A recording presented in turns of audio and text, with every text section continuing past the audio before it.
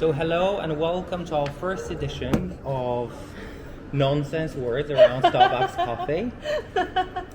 Yeah, today we have Vicky, who's the founder of Clubhouse. Don't shake the table. No, I'm not. What are you talking Well, she's about? a co-founder, let's put it that way. No, I'm not. I only listen to Clubhouse. You know that I did radio before. Oh, you did? Yeah, 10 years ago. That was a long time ago.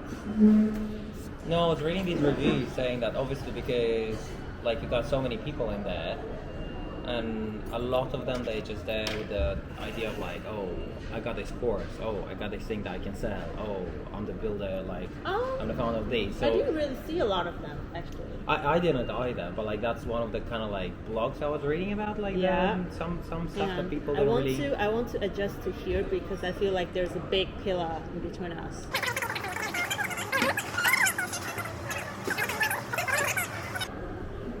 So welcome back with the founders Clubhouse. No.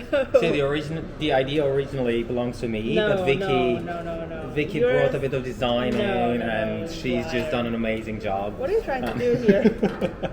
So how have you been, Vicky? And tell me about your Chinese New Year, resolutions. So do I have to have 2 resolutions within a year? There can be more than 2. So one for Western New Year, and then the other one for Chinese New Year. Is that what you're saying? Yeah, and then Chinese New Year, since we're here, so obviously there's a spirit of holidays. I think it's a good opportunity to go back and review what happened after a month and a half, because technically that's I was doing that actually already. Exactly. So how is that going? Are you happy with? Let me just try to put this wide angle lens on. Alright, so let me tell you, from the tech perspective, like building Clubhouse is not complicated at all, right? Yeah. Like it's not the next Uber or anything. It's it's a little bit better. Wow. So it's very straightforward, like it's not that complicated. I think for like $10,000 max, you can have the same app and stuff. And you know, but like, the value comes to who's adopting it, right? My friend told me the sound streaming technology that they're using, it's from a company in Shanghai.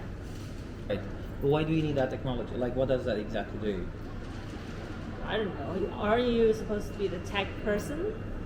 I like, think it's about like when you the unique thing I noticed about Clubhouse is that when you're in the app and then someone's talking, and then so like for example there are 10 people who's on stage, right, as a speaker, right, and there's moderator and speaker, so it's like you're in a conference pretty much, yeah. And you can, as a speaker, you are allowed to speak at any time, right. You have the control of like when you want to speak, right, and when you want to be muted. So you can do other things like play music or talk to your dog, whatever. But when there are multiple people are talking simultaneously, you would think maybe the other sound would overcome, right? I see overlap on the other sound, or not. So I think that's, and then also the quality of the sound is really good. Right. Like even though we're using VPN because we're in China, but then the requirement for the streaming. So you don't really see that lagging. Yeah, I don't really feel any lagging or disconnection that much. Yeah, I have to agree, because even before being blocked, I was listening to it, and I didn't have any. It was very clear. So it's very much like you listen to the radio, like you don't have any kind of like challenges. So I quite like that. Like whereas when I was using Instagram, right. Sometimes it's not loading properly, and because there's so many photos, and sometimes there are videos. So like when I went onto Facebook, the videos often just didn't load. So on Facebook, the reason for that is because the videos generally are much more heavier. So it would only load once you have the right, like the fast. So I think audio, it's really, the quality of the audio on Clubhouse is really good. And also because it's live, so most of the people, they don't record it. Right. Right. Yeah, so people talk about stuff. And also, like, for example, you have the opportunity to talk to certain people that you would never meet in real life, like online. And there are so many different diverse topics that people talk about, and I'm still trying to figure out how to start a room that people would join. Right. I'm not sure. Maybe you do have to have a certain follower. No, you can. Yeah, you will need to get those followers from somewhere, but you can create your own room, and then people can always search for new rooms, basically, and join a room, right? And then they can see the members of. Yeah, they can. I'm still figuring out. Yeah, they can, because I created, for example, I created a room for web developers, but I need to double check because in the meantime it's been blocked, so I haven't checked again to see what's happened. But technically you can either invite people, or there are people who follow that room, and you can then decide as an admin, you decide to invite them to your room. From a marketing perspective, this is like super awesome tool for direct marketing. Right. You just have to do it very carefully. Like, I think people there are especially good rooms with high influence people as moderators. They are giving values to their listeners, like radio or a podcast. But this is like a live podcast with so many people are constantly giving you values. And if you just go in and you try to, try to advertise yourself or what you're doing or your brand or your company more than just giving value to all people, they know immediately. Because like we're all very smart people, like we know. And I realize there are a lot of like entrepreneurs and founders or that's true. Or people who are actually doing shit instead of just scammers. Yeah, I see what you mean. See, this is like, it's a very good point, because there was this guy, I don't know if you know him, if you came across him, it's called John Lee. He would always pop up on my Facebook and Instagram and like join my program, and it's like 7 figures and stuff, which like I never believed in it, because I generally don't trust him like when I come across that kind of ads. And then surprisingly, I bumped into one of the rooms where he was one of the speakers on stage, so he was invited. And surprisingly, it was about a business speed between China and abroad, so obviously with a major focus on China. So there were a lot of people who I knew already because they're from Shanghai. And now that guy reminds me who that is. That guy was invited because he's he's, I think it's English, but obviously from Chinese background. So he's somehow connected to the Chinese market. And when he was on, as part of that stage and he was talking, he didn't sound at all like a scammer. He just like, he sounded very legit.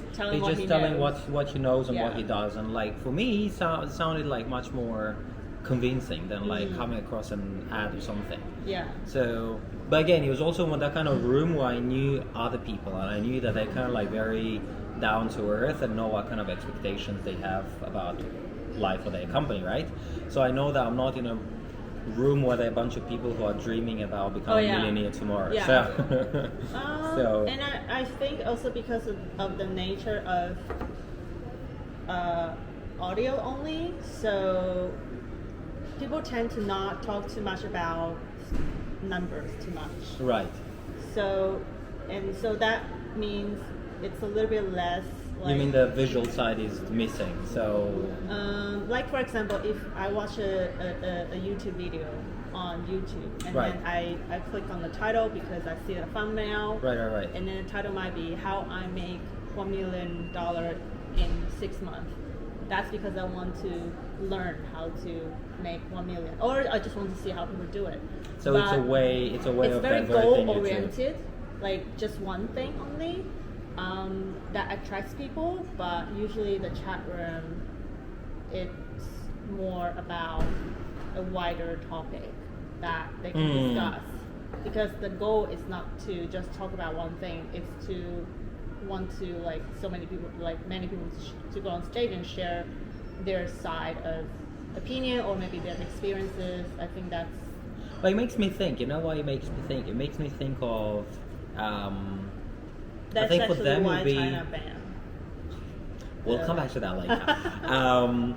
It makes me think that for them in this case it would be like super easy to manage spammers, because technically. Yeah, if they like it's not like leaving a comment. On yeah, you can't do much. So Yeah. like you either stay in the group and you listen to what is being talked, Yeah. or like you don't really have other way. Well, obviously you have ways of connecting with some of those people, you know, on Instagram and stuff. But like you can do that out of the platform anyway. Yeah. But like on the platform itself, you can't really like spam it. Like there is no way of doing that. So I think later they may obviously build new functionalities on top of what they currently have. But as of now, I think that it's ideal. And obviously because you need to be invited on stage to be able to talk, right? Especially in a room with like 10,000 members. Have you tried talking? No, I haven't tried. I tried. Oh, but you only try to talk with somebody, or try to talk while on stage or in front of an audience? On stage. Oh God, no, I haven't. I haven't tried. No. So I think I spoke in maybe 2 or 3 of the chat rooms because I want to try all different kind of functions. And then I tried talking. I tried to raise my hand. I tried to follow other people, and the other people in the room will follow me. Right. And I clicked on other people's profile, and a lot of them, especially the moderators, have very long profile. I like saw the that. I ones- saw that. It it's makes a me little bit curious. it's a little bit like the ones on Instagram. Yeah. Like have like little icons. Longer, much and longer. then very long. Yeah. And I think that's because people like nowadays, especially those people who work online as like maybe influencer or infopreneur. You know what the word infopreneur? I don't know that one. Entrepreneur that sells information products. Right. They're like they have presence in so many places like Twitter or LinkedIn or Facebook. So it's maybe important for them to put all different kind of things they do. Yeah. I was just got curious because I haven't been on it for 2 days, and I got curious to see. I think it's very it's definitely, and I learned a lot from people talking on there. It makes me think of one thing because I was listening to this podcast that was about like business in China and how fast it's moving. And there's this one guy that I know because I used to work next door to There's his a office. room that's saying that China already have a copycat of Clubhouse. Oh yeah, That if you feeds want, China. in 10 days there's gonna be like at least 100 of copycats. Yeah, of but this. natural. What makes the app unique is not about the features. It's about what people talk about in there. Exactly. Yeah. And who's talking in there. Like the reason why Clubhouse is so popular right now is because Elon Musk. Right. So that's what I was telling you earlier. I don't think it's because in terms of functionalities and building it from a tech perspective, I think it's relatively easy. But it's more about like who's your audience? Do they really bring any value to it? Like, are they adopting your app? Like, are they dedicated? Like, it really comes down to that. But I think one thing that makes me For me, it's quite addictive. It can be. This morning I just use it as a radio. Like I pick a room and the room is talking about motivation. And last night I was listening to a bunch of black people talk about God and the purpose. All right. And I find it quite interesting because it's like preach, but in a very subtle way. They just talk about what they've been through, Right. and what God has helped them in what way, in regards of like Right. what brings my life purpose. Right. Like the purpose is the thing that drives me forward, and without that, then I don't know where I'm going. Which is kind of like the thing that I'm going through right now, right? Like, so I think that, not saying that I'm Christian or anything, I'm just saying that I think just generally as an idea, as a concept, Yeah, makes sense. It makes me think that like as soon as I joined this talk about business, the speed of business in China and stuff, and every single person that I was clicking on, they were like super professional, very well connected. I was checking their like LinkedIn and Instagram, and like they're very like professional and well connected. Well, I just use it now as like a way to absorb information and listening to other people's comments and suggestions and opinions. Yeah, I think there's definitely a lot of value in it. Because And also like is someone who works alone.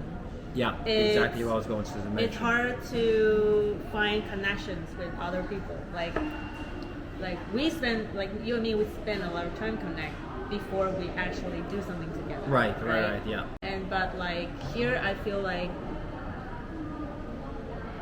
if you talk about all different kind of social media, like Instagram or Facebook or LinkedIn or other stuff, I feel like Clubhouse is the one that's easiest to find whoever might have the same value that you have. Right.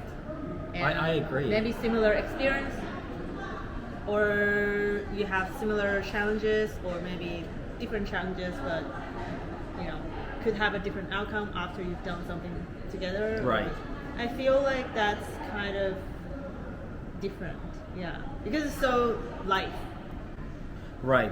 I have to agree with that. Also because when you go to, we go to some events in Shanghai, and obviously first you have to spend the time on going there, coming back, being physically present, which is a very different kind of experience. Busy but you don't really I don't know. I feel like here it's much more